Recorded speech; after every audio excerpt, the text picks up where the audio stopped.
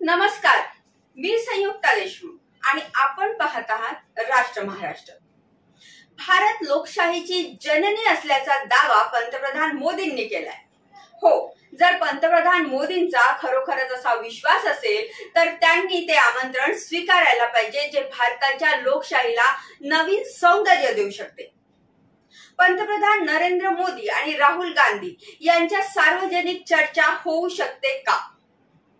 दोन माजी न्यायाधीश आणि एक ज्येष्ठ पत्रकार यांनी राहुल गांधी आणि पंतप्रधान नरेंद्र मोदी यांना निमंत्रण पाठवले। त्यामुळे हा प्रश्न निर्माण झालेला आहे। या आदेशानुसार पत्र पाठवण्यात आलेले आहे। या पत्रात काय लिहिले आहे ते आम्ही तुम्हाला दाखवू।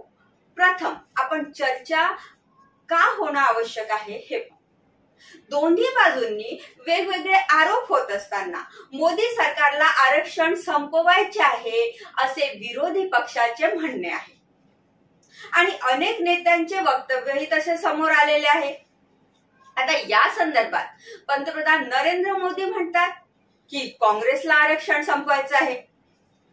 आता दोन्हीकडून आरोप प्रत्यारोप होत आहे। पंतप्रधान मोदी काँग्रेसच्या जाहीरनाम्याबद्दल विविध प्रकारे बोलतात, जसं त्यावर मुस्लिम लीगची छाप आहे, ते मंगळसूत्र हिसकावून घेतील, ते दागिने हिसकावून घेतील, ते कार हिसकावून घेतील, ते घर हिसकावून घेतील, ते सायकल हिसकावून घेतील, ते हे हिसकावून घेतील, ते हिसकावून घेतील आणि वादावादी। मग या सर्व गोष्टींवर प्रश्नोत्तरे का होऊ देत नाही? कोशिश करें इस चुनाव में कि अंबानी अडानी से कितना माल उठाया है, क्या टेम्पो भर करके नोटे कांग्रेस के लिए पहुंची है, क्या सौदा हुआ है। जेव्हा पंतप्रधान मोदी काही बोलतात तेव्हा राहुल गांधी त्याचा प्रतिवाद करतात। आता राहुल गांधी काही आरोप आप जानते हो उसकी नजर आपकी जंगल, जमीन और जल पर है और नरेंद्र मोदी उसके लिए काम। तर त्याचे उत्तर पंतप्रधान मोदीच देऊ शकतात। हिम्मत होत आ जाओ। प्रसार माध्यमांनी आपले काम बंद केल्यामुळे हे देखील आवश्यक आहे। त्यामुळे मीडिया अँकर प्रमाणेच पीएम मोदींच्याही मीडिया विरोधात तक्रारी आहेत काही। जसं पीएम मोदींनी त्यांच्या अनेक मुलाखतींमध्ये असे म्हटले आहे की मी 10 दिवस वाट पाहिली की काँग्रेसच्या या जाहीरनाम्याबाबत जे प्रश्न मी उपस्थित करत आहे ते मीडिया उपस्थित करतील म्हणून। आता पीएम मोदींनीही मीडियावर प्रश्न उपस्थित केले आणि राहुल गांधी यांनी तर सतत मीडियावर प्रश्न उपस्थित केले। ते म्हणतात की मीडिया मोदींसाठी काम करतात। त्यामुळे दोन्ही नेते मीडिया अँकरची भूमिका बजावू शकतात आणि एकमेकांना प्रतिप्रश्न विचारू शकतात। आता देशातील जनता जागरूक व्हावी यासाठी हा वाद आवश्यक आहे। आता हे आमंत्रण कोणत्या लोकांनी आणि कोणत्या सेलिब्रिटींनी पीएम मोदी आणि राहुल गांधी यांना पाठवलं आहे ते पहा। पंतप्रधान नरेंद्र मोदी आणि राहुल गांधी यांना पाठवलेल्या या पत्रातील तिन्ही नावे तुम्ही पाहू शकता। जसं पहिले नाव सर्वोच्च न्यायालयाचे माजी न्यायाधीश मदन बी लोकुर यांचे आहे। दुसरे नाव दिल्ली उच्च न्यायालयाचे माजी मुख्य न्यायाधीश अजित शहा यांचे आहे आणि तिसरे नाव आहे हिंदू वृत्तपत्राचे माजी संपादक एन राम। आणि या तिघांनीही आम्ही खुली चर्चा आयोजित करू असे सांगितले आहे। हे निपक्षपातीपणे आयोजित केले जाईल, कृपया हे आमंत्रण स्वीकारा। या पत्रात मुख्य म्हणजे काय लिहिले आहे तर या पत्रात असे लिहिले आहे की जनतेचे सदस्य या नात्याने आम्ही चिंतित आहोत की आम्ही दोन्ही बाजूंनी फक्त आरोप आणि आव्हाने ऐकली आणि कोणताच अर्थपूर्ण प्रतिक्रिया आम्ही कोणतीच ऐकलेली नाही। जसे आपल्याला माहित आहे की आजचे डिजिटल जग चुकीची माहिती देते, चुकीचे वर्णन आणि हाताळणीसाठी प्रसिद्ध आहे। या परिस्थितीत जनतेच्या सर्व पैलूंबद्दल चांगली माहिती जनतेला मिळणे हे आहे, याची खात्री करणे आवश्यक आहे। जेणेकरून तो योग्य माहितीच्या आधारे जनता मतदान करू शकेल।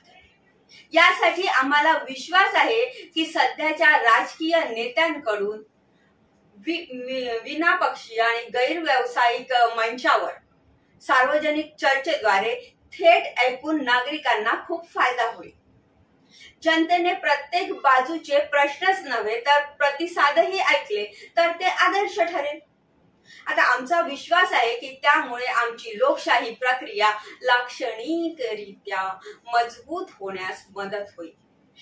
हे सर्व अधिक समर्पक आहे कारण आपण जगातील सर्वात मोठी लोकशाही आहोत आणि संपूर्ण जग आपल्या निवडणुकांवर लक्ष ठेवून आहे आणि त्यामुळे या सार्वजनिक चर्चेतून जनतेचे शिक्षण तर होईलच, शिवाय निरोगी आणि चैतन्यशील लोकशाहीची खरी प्रतिमा मांडण्यातही मोठा आदर्श निर्माण होईल।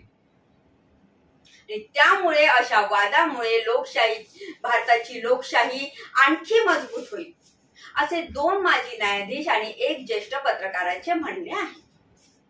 आता जगात हे काही नवीन नाही। अमेरिकेत 1960 पूर्वीपासून होत आलेले आहे।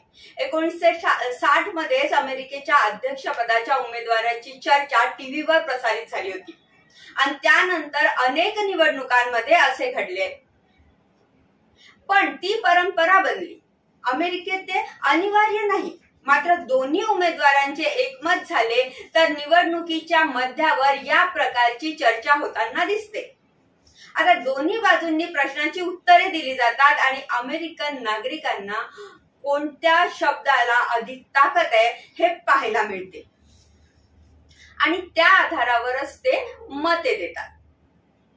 पण इथे 21व्या शतकात 18व्या शतकातलं राजकारण चाललेलं आहे। धर्माच्या नावावर राजकारण केलं जाते, इथे जनतेला फसवलं जाते, जनतेला मूर्ख समजलं जाते। म्हैस हिसकावून घेणारे, गाय हिसकावून घेणारे, हे करणारे ते करणारे असे गमतीशीर गोष्टी बोलल्या जातात। मग का न सार्वजनिक चर्चा व्हावी? पंतप्रधान नरेंद्र मोदी आणि राहुल गांधी हे निमंत्रण स्वीकारू शकतील का?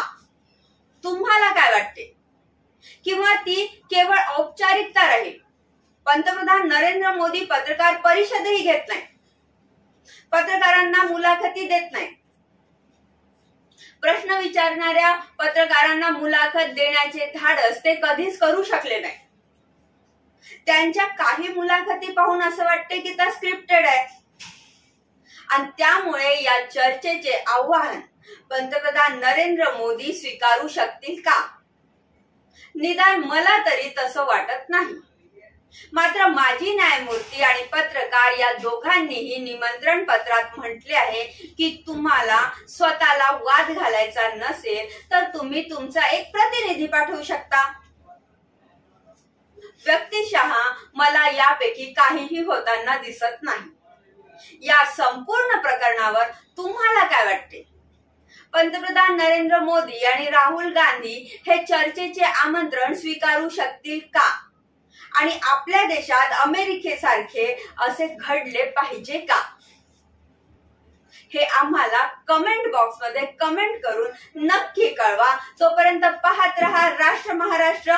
परत भेटू एका नव्या विषयासोबत। तोपर्यंत आमच्या चॅनलला लाईक करा, शेअर करा, सबस्क्राईब करा। धन्यवाद।